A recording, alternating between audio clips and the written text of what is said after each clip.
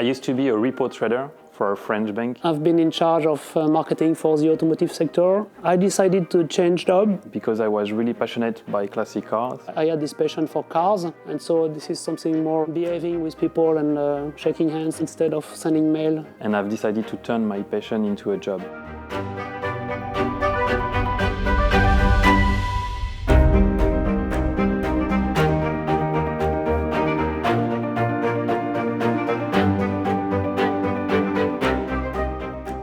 The CNVA training program consolidates my knowledge in classic car maintenance. I could find very easily some loans for my business. I had an introduction by the CNVA people. I developed my classic car industry network.